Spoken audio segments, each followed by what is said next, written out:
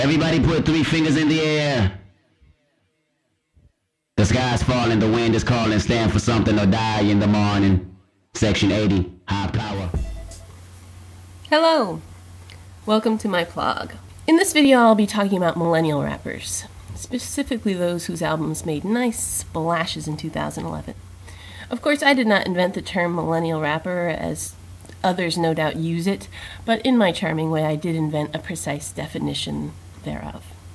What I think of as a millennial rapper is first obviously a rapper belonging to the millennial generation, but merely to rap and have been born in the 80s does not a millennial rapper make thee. There are also certain defining qualities. You have to seem millennial-ish. Millennial rappers are more individualistic than their traditional rap forebears. They go their own zany way, as millennials generally do. They're weird and savvy and have a knack for being several things at once. They might wear tight pants or peculiar scarves or the traditional hoodies and chains rap garb. In short, when it comes to millennial rappers, it's whatever. I'm only going to speak now about my favorite 2011 albums by MRs. Of course, my most very favorite MR did not release an album this year. And there are others I didn't include, as explicated here.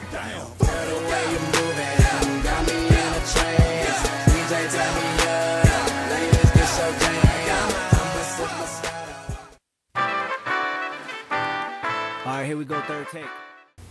Kendrick. With his debut album, Section 80, Kendrick Lamar has just catapulted to the top of my favorite rappers list, and I'm sure I'm not the only one.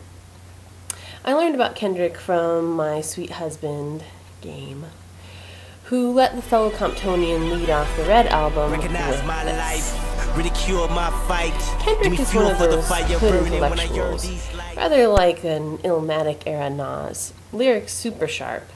And then he's got this Tupac-esque power gut delivery.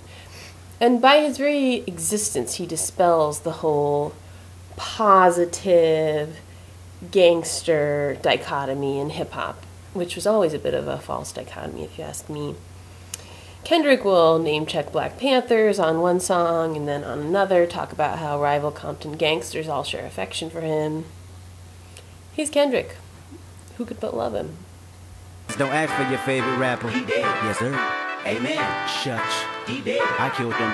Amen. Bitch. Cold world. J. Cole is signed to The Rock. And he certainly makes a fitting Jay-Z acolyte.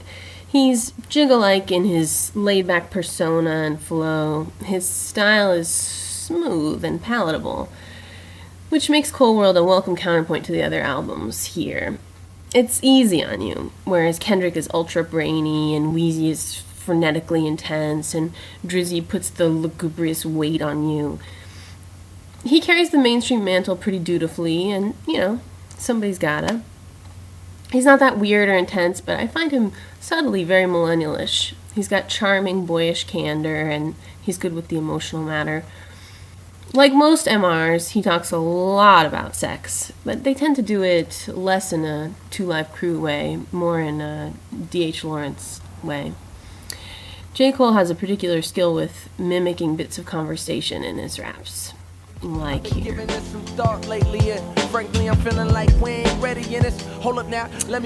That bit is from Lost Ones, which is an impressive track. It's about abortion, and I always appreciate rappers who handle the potential consequences of sex in at least one part per 1,000 parts talking about sex. The first verse gives you the guy's perspective. Then we hear the girl's perspective, and props to J. Cole for rapping a lady's voice and doing it nicely.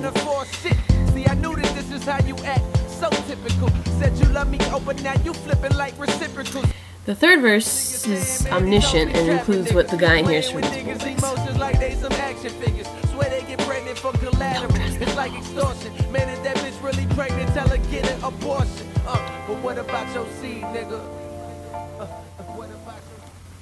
The journey starts beneath the stars. I stand alone.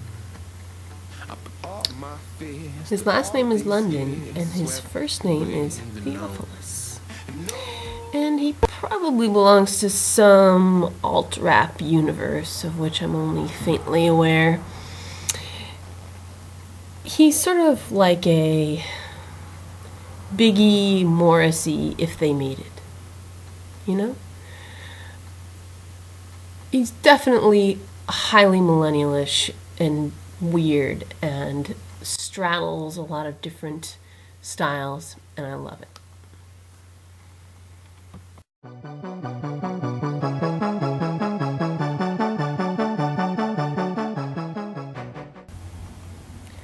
Drake, a specimen of hybrid vigor.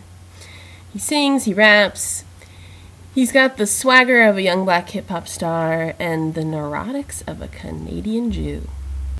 His boss Wayne's intensity comes from saying a lot fast, but Drake is intense by saying a little, slowly, while staring at you tender-eyed through the speakers.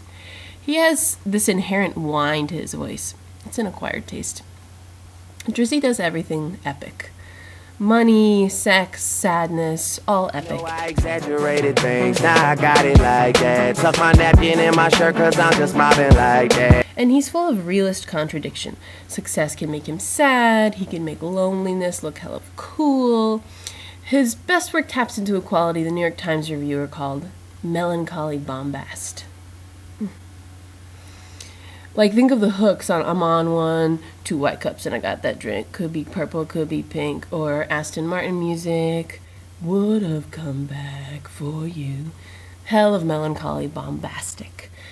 But Take Care goes even further down the blues scale than that. He gets downright lugubrious.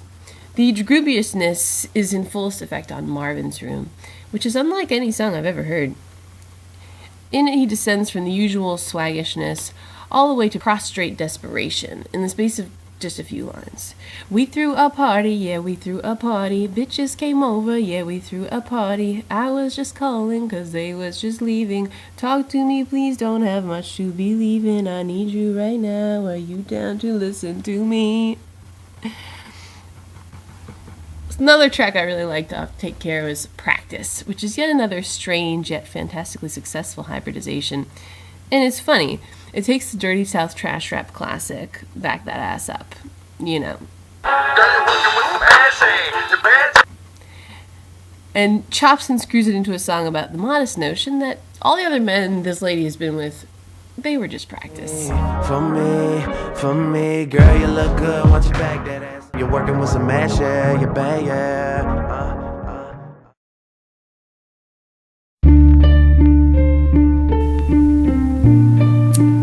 I had this dream that I was sitting on a park bench talking to Weezy, and I was asking him if I should get the J. Cole album. And he kept pretending he didn't even know who J. Cole was. And I was like, come on, you know, Cole World.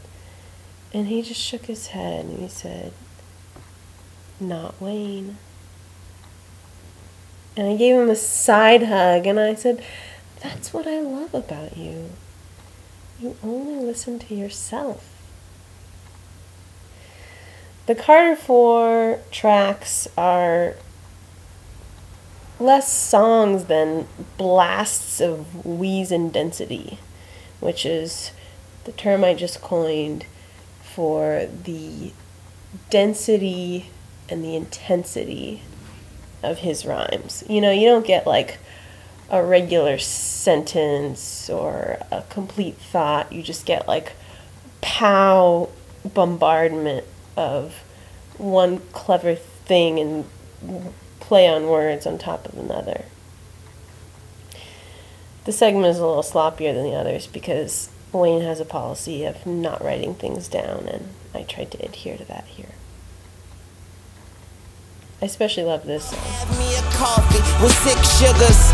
In a world full of ass kissers and dick pullers. I'm trying to walk a straight line, but the line crooked. I'm shooting for the stars, astronauts dodge bullets.